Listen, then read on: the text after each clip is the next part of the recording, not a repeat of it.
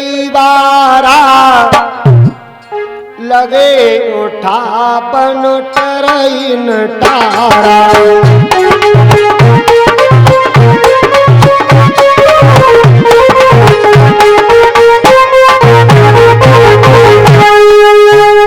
क्या अब ये सोचे, कुछ लोग कहते हैं 10,000 राजा लोग इकट्ठे लगे, नहीं, चौपाई क्या कह रही है इसे समझो पहले। भूप सहस 10 एकई बारा, और धनुष उठा क्यों नहीं किसी से? नहीं उठा, इसलिए सीता जी मैया पृथ्वी की पुत्री थी। मैया पृथ्वी ने धनुष को पकड़ रखा था कि जब तक मेरी बेटी के योग्य वर धनुष के पास नहीं आ जाएगा तब तक धनुष को उठने नहीं दूंगी, इसलिए धनुष को पकड़ रखा, धनुष नहीं उठा। और ये हमारे सोनू जी की सुपुत्री 20 मुद्राएं भगवान के समय अर्पण कर रही हैं। प्रवीण के धन को स्वीकार कर रहे हैं। सदगति स्मृति हो, दीर्घायु हो। परीक्षित जी का बताइयो तब ये तो कह रहे हाँ है? नील तुम कैसी बातें कर रहे हो? गगन की सुपुत्री है। अच्छा ठीक, कोई बात नहीं। भगवान के समय 20 मुद्राएं आ रहे हैं। प्रवीण धन को स्वीकार करें। सदगति सन्मति हो, दीर्घायु। बेटी तो सभी की है, कोई बात नहीं। आए, अब धनुष नहीं उठा, तब क्या हुआ?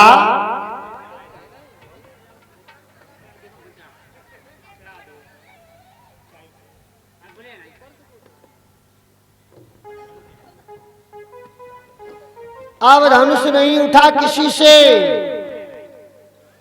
भूप सहस 10 एकई बारा, लगे उठावन टरई न तारा।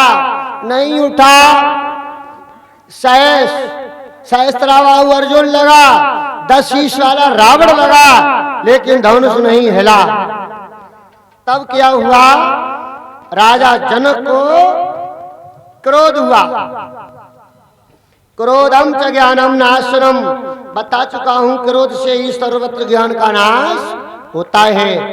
क्या कहा राजा जनक के ने?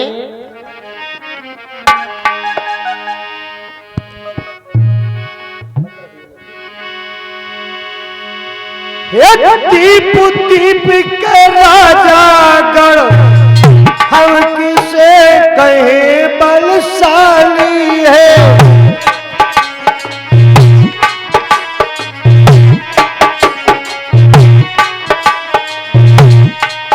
हमको तो ये विश्वास हुआ पृथ्वी वीरों से खाली है।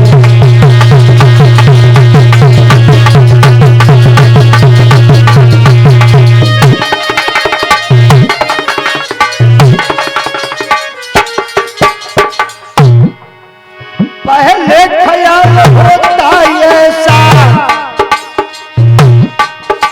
तो ये बेबसी नहीं होती।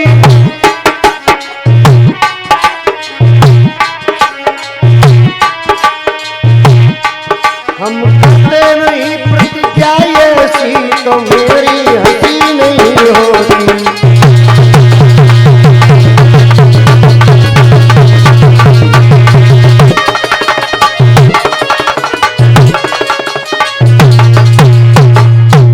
राजा रामचंद्र की। ये क्या हुआ? आज मुझे ऐसा लग रहा है कोई वीर योद्धा इस पृथ्वी पर नहीं रह गया जो इस धनुष को उठा करके इसकी चाप को चढ़ाए और इसे तोड़े और मेरी बेटी सीता से नाता जोड़े।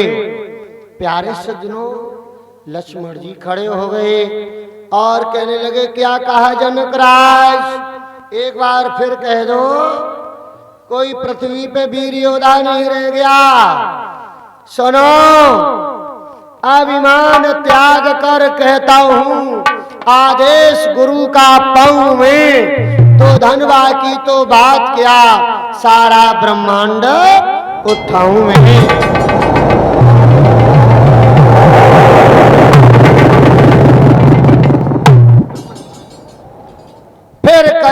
घड़े समान इसको क्षण भर में फोड़ फाड़ डालूं, या गाजर मूली की नहीं क्षण भर में तोड़।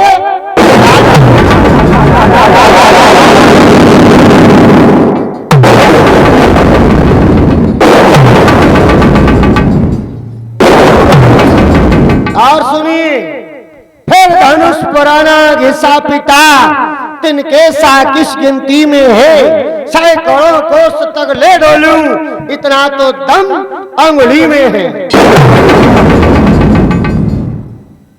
तुम इस धनुष के ऊपर इतना घमंड कर रहे हो।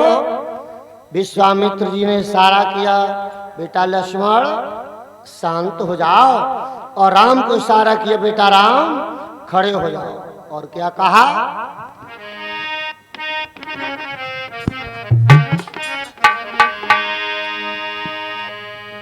उठहु राम बंजो भरु चापा, मेटु तात जनक परिताप।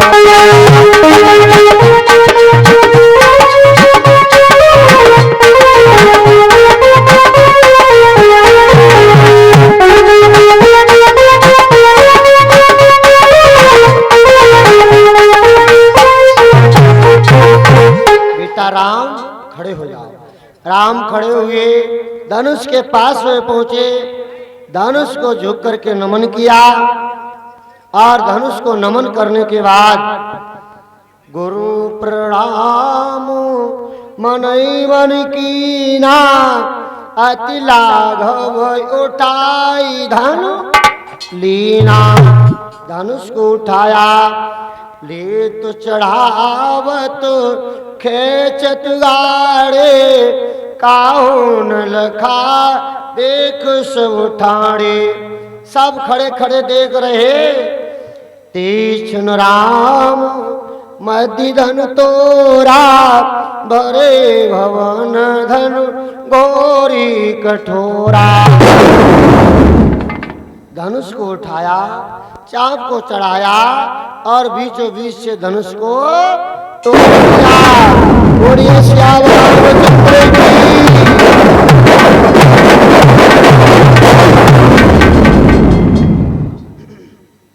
धनुष टूट गया परीक्षित जी। कहाँ? नेपाल में जनकपुर है। उस जनकपुर में जहाँ धनुष तोड़ा था, वो जगह पे धनुष के दोनों टुकड़े आज भी पड़े हैं, जिस नगर का नाम है धनुषापुर। याद रखें। अब धनुष टूट गया। सीता जी वरमाला लिए घूम रही, वरमाला लेकर के घूम रही है इधर उधर।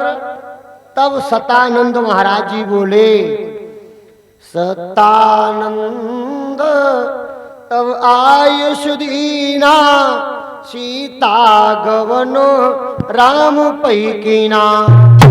सीता क्या कह रही हो? आगे बढ़ो, वरमाला पहराओ। अब सीता जी वरमाला पहराए हुए को आगे बढ़ी। क्या हुआ प्यारे सज्जनों? जब आगे बढ़ी, उनकी सहेलियां साथ में हैं।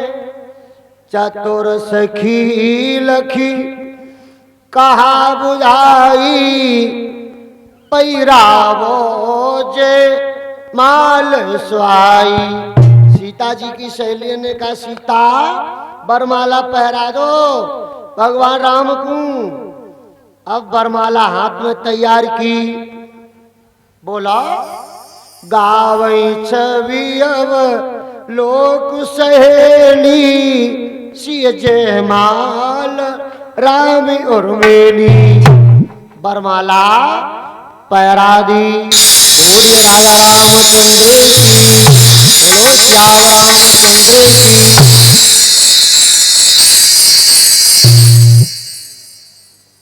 अब वरमाला तो पहरा दी। अब सीता जी की सहेली ने सीता से कही, सीता अब अपने पति के पैर तो छू ले हो। लेकिन सीता जी ने पैर नहीं छुए। क्यों? बोलिए, क्यों नहीं छुए पैर?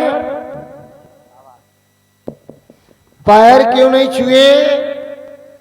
सखी कहाई प्रभु पद गौ सीता, करतिन चरण परम अति भीता। चरण नहीं छुए। और क्यों नहीं छुए? गौतम तीय गति सुरति करी, नहीं परसती पगु पानी। मन बियसे रघुवंश मणि, प्रीति अलौकिक जानी। पैर नहीं छुए। क्यों? सीता जी ने समझ लिया ये वही पैर हैं जिनके छूने से गौतम ऋषि की पत्नी बहुत दूर चली गई। कहीं भगवान राम के पैर छुए और कहीं प्रभु से मैं भी न दूर हो जाऊं, इसलिए राम के पैर नहीं छुए। श्री सीता जी ने ध्यान रखे। अब क्या हुआ? जब विवाह का समय आया, राम ने कहा अभी नहीं, अभी मेरे 2 भाई शेष है अयोध्या में। अयोध्या में संदेशा भेजा गया। राजा दशरथ बारात लेकर के आए। बड़ी धूमधाम से आज जनकपुर में भगवान राम, भरत, लक्ष्मण और शत्रुघ्न चारों भाइयों के विवाह बड़ी धूमधाम से संपन्न हुए। और ध्यान रखें, राम जी का विवाह श्री सीता जी से हुआ। भरत जी का विवाह कुशध्वज की बड़ी कन्या मांडवी से हुआ। लक्ष्मण जी का विवाह जानकी जी की छोटी बहन उर्मिला से हुआ। शत्रुघ्न जी का विवाह सत्यकीर्ति से हुआ। यहीं पे एक चौपाई है, आप लोग याद कर ले। लिखवाना चाहो तो लिखवा लेना। इस चौपाई को आते जाते चलते फिरते उठते बैठते सोते जागते जपते रहो। घर में गरीबी नहीं आएगी, शादी विवाह में भी कभी नहीं आएगी। ध्यान रखें। चौपाई जब ते ब्याह राम घर आए, नित नव मंगल मोद बधाए।